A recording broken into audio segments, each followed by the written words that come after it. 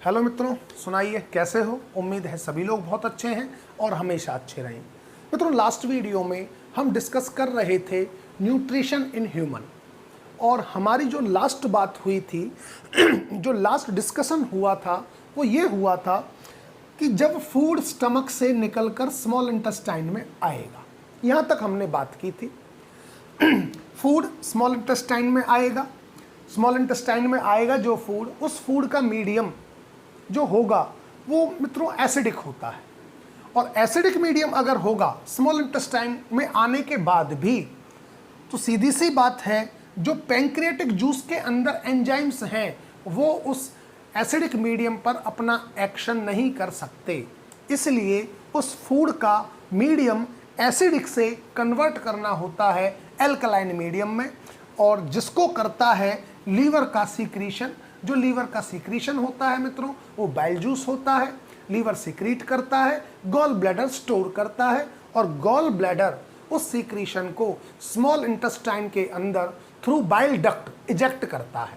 ठीक है, यहाँ तक हमने बात की थी मित्रों। अब होगा क्या, बाइल जूस दो काम करेगा।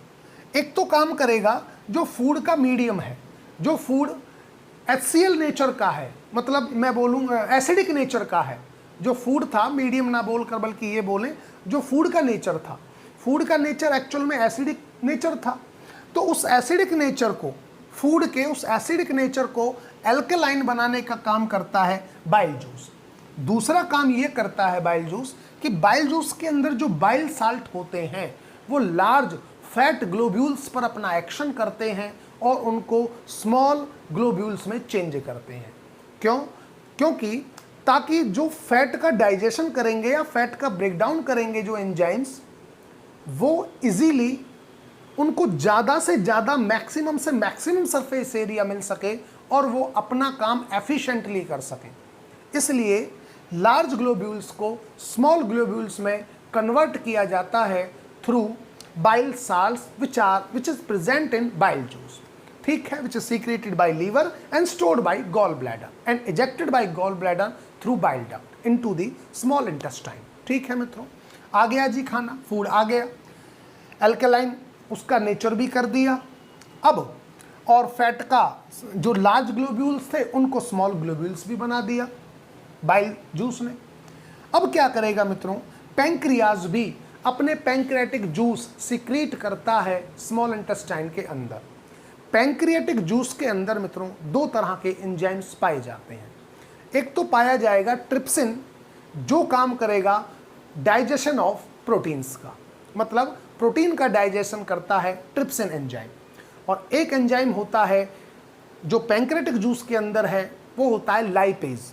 लाइपेज का काम होता है जो इमल्सिफाइड फैट है उसका ब्रेकडाउन करना, इमल्सिफाइड फैट पर ब्रेकडाउन करेगा, या आप ये बोलिए जो स्मॉल ग्लोब्यूल्स बने थे फैट के उन पर लाइपेज एक्शन करता है और उनको भी ब्रेकडाउन कर देता है। उन स्मॉल ग्लोब्यूल्स को, जो फैट के स्मॉल ग्लोब्यूल्स थे, उनका ब्रेकडाउन कर देता है into glycerol and fatty acids. तो ये दो एंजाइम थे जो पैंक्रियाटिक जूस में थे, एक ट्रिप्सिन है मित्रों और एक लाइपेज है। ट्रिप्सिन रोल प्ले करता है digestion for proteins, and lipase जो करता है वो ब्रेकडाउन ऑफ फैट मॉलिक्यूल्स। ये मित्रों आप अपने माइंड में जरूर रखना। बाकी स्मॉल इंटेस्टाइन भी अपना सीक्रीशन निकालती है। स्मॉल इंटेस्टाइन जो अपना सीक्रीशन निकालती है उसको मित्रों हम इंटेस्टिनल जूस कहते हैं। तो इंटेस्टिनल जूस के अंदर भी काफ़ी सारे एंजाइम्स होते हैं। फैट को डाइजेशन करने वाले एंजाइम हैं, प्रोटीन को डाइजेस्ट करने वाले एंजाइम हैं, कार्बोहाइड्रेट को डाइजेस्ट करने वाले एंजाइम हैं, जो अपना अपना रोल प्ले करते हैं। इस तरह से स्मॉल इंटेस्टाइन के अंदर ओवरऑल फूड का कंप्लीट डाइजेशन हो जाता है। कार्बोहाइड्रेट का डाइजेशन हो जाता है, और कार्बोहाइड्रेट का डाइजेशन होने के बाद फाइनली उसको ग्लूकोज में कन्वर्ट कर दिया जाता है। फैट का डाइजेशन हो जाता है, फैट का डाइजेशन होने के बाद फाइनली फैट को ग्लिसरॉल एंड फैटी एसिड्स में चेंज कर दिया जाता है, और प्रोटीन का डाइजेशन हो जाता है कंप्लीट स्मॉल इंटेस्टाइन में, और फाइनली प्रोटीन को कन्वर्ट कर दिया जाता है अमीनो एसिड्स के अंदर। इस तरह से मित्रों डाइजेशन से हमने क्या देखा, हमने देखा कि डाइजेशन करके पॉलीमर यूनिट्स को या पॉलीमर सब्सटेंस को, पॉलीमर मटेरियल को मोनोमर में चेंज किया गया ताकि इजीली एब्जॉर्ब किया जा सके थ्रू स्मॉल इंटेस्टाइन। एक चीज और बताता हूं मित्रों मैं, जो स्मॉल इंटेस्टाइन का साइज होता है ना, वो मित्रों वेरी करता है species to species, person to person vary नहीं करता। कभी आप सोचो पर्सन टू पर्सन वेरी करेगा, एक इंसान में इतना है तो दूसरे में इतना होगा, चाहे सेम हाइट का हो, ऐसा नहीं होता। स्पीसीज टू स्पीसीज वेरी करता है। उसका कारण है जो स्मॉल इंटेस्टाइन का साइज है वो इस बात पर डिपेंड करता है कि जो एनिमल है वो कैसे नेचर का है, वो हर्बीवोर है या कार्निवोर है।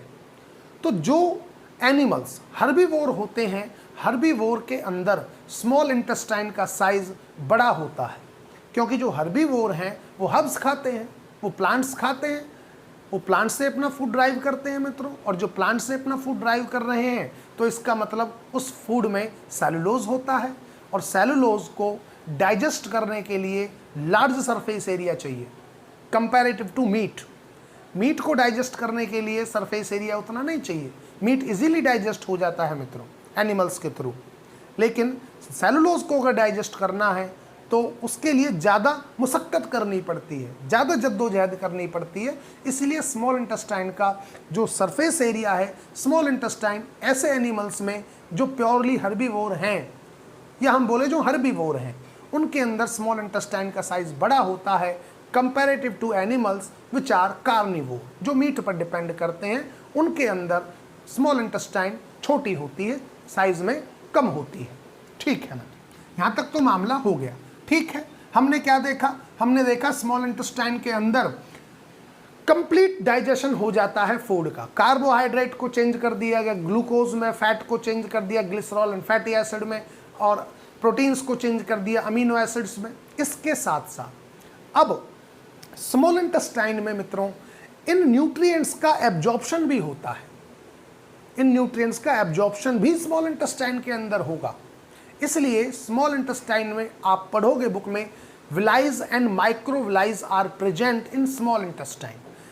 विलाइज एंड माइक्रोविलाइज एक फिंगर लाइक प्रोजेक्शंस होती हैं जो प्रेजेंट होती हैं स्मॉल इंटेस्टाइन के अंदर, और लार्ज इंटेस्टाइन के अंदर भी होंगी मित्रों। हम डिस्कस करेंगे लार्ज इंटेस्टाइन में भी होंगी, क्योंकि वहाँ पर हम देखेंगे लार्ज इंटेस्टाइन में केवल और केवल एब्जॉर्प्शन ऑफ वाटर होता है, बाकी एब्जॉर्प्शन ऑफ न्यूट्रिएंट्स जो होंगे and digestion of food, completely digestion of food जो होगा वो स्मॉल इंटेस्टाइन के अंदर होता है।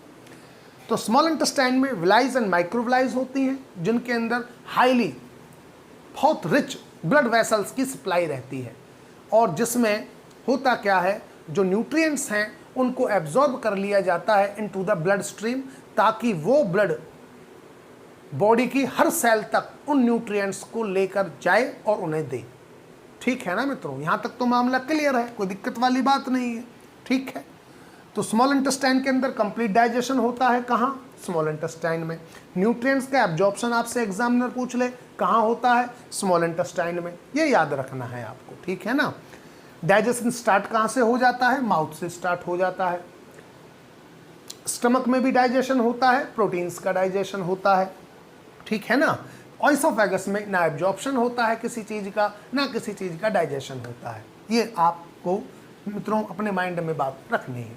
उसके बाद जब स्मॉल इंटेस्टाइन में ये सारी चीज़ें हो जाती हैं, डाइजेशन हो लिया, एब्जॉर्प्शन ऑफ न्यूट्रिएंट्स हो लिए, अब मित्रों उसके बाद वेस्ट मटेरियल तो जाहिर सी बात है बचेगी, क्योंकि इस दुनिया में कोई भी मित्रों एनिमल ऐसा नहीं है, कोई भी मुझे नहीं लगता कि कोई ऑर्गेनिज्म इस अर्थ पर ऐसा है जिसकी एफिशिएंसी डाइजेस्ट करने की 100% हो कि वो खाए और वेस्ट मटेरियल ना निकाले, 100% एफिशिएंसी हो डाइजेशन की, ऐसा कुछ नहीं होता मित्रों। खाना खाया है, डाइजेशन किया है, आफ्टर डाइजेशन कुछ वेस्ट मटेरियल बच जाता है। अब क्या होगा, डाइजेशन हो गया जिस फूड का होना था, न्यूट्रिएंट्स जो एब्जॉर्ब करने थे वो कर लिए, बाकी जो फूड है, बाकी जो बचा मटेरियल उसको मित्रों भेज दिया जाता है स्मॉल इंटेस्टाइन के अंदर। ये आप स्मॉल इंटेस्टाइन देख रहे हो जो ब्रॉड है, जिसका डायमीटर चौड़ा है, और लार्ज इंटेस्टाइन है जिसका साइज ब्रॉड है, जो आप देख रहे हो ना ये वाली जो ब्रॉड साइज़ की है, या मैं बोलूँ जिसका डायमीटर ब्रॉड है वो लार्ज इंटेस्टाइन है, और जिसका डायमीटर नैरो है वो स्मॉल इंटेस्टाइन है। तो ये हो गई लार्ज इंटेस्टाइन ब्रॉड डायमीटर वाली, और जिसका नैरो डायमीटर है वो स्मॉल इंटेस्टाइन है। स्मॉल इंटेस्टाइन देखिए कॉइल्ड होती है, हाईली कॉइल्ड है, हाईली कॉम्पैक्ट होती है, क्योंकि काफ़ी लंबी है ना और बॉडी के अंदर रखनी है। तो सीधी सी बात है, क्या होगा, लंबी है तो इस प्रॉब्लम को शॉर्ट आउट करती है हमारी बॉडी हाईली कॉइल करके, इसको हाईली कॉइल कॉम्पैक्ट फॉर्म में करके इसको अरेंज करती है हमारी बॉडी के अंदर, जिसके अंदर ये आ जाती है। उसके बाद स्मॉल इंटेस्टाइन में जब ये चीज़ें हो गई, कंप्लीट डाइजेशन हो गया, एब्जॉर्प्शन ऑफ न्यूट्रिएंट्स हो गया, अब मटेरियल जो बच गया उसको स्मॉल इंटेस्टाइन मित्रों भेज देती है लार्ज इंटेस्टाइन के अंदर। लार्ज इंटेस्टाइन में खाना चला जाता है, यहाँ पर डाइजेशन बिल्कुल भी नहीं होता, ये अपने माइंड में रखना मित्रों। लार्ज इंटेस्टाइन के अंदर कोई भी डाइजेशन नहीं होता किसी भी चीज़ का, क्योंकि हमने पहले ही बात कर ली है, कंप्लीट डाइजेशन हो जाता है स्मॉल इंटेस्टाइन के अंदर। तो बात ये आती है कि लार्ज इंटेस्टाइन में क्या होता है। तो मित्रों लार्ज इंटेस्टाइन में जो होता है, जो उस खाने में वाटर है उस वाटर को हमारी बॉडी एब्जॉर्ब कर लेती है। मतलब बॉटम लाइन ये है, एब्जॉर्प्शन ऑफ वाटर जो होता है उस खाने से, जो फूड बच गया आफ्टर डाइजेशन, वो होता है लार्ज इंटेस्टाइन के अंदर।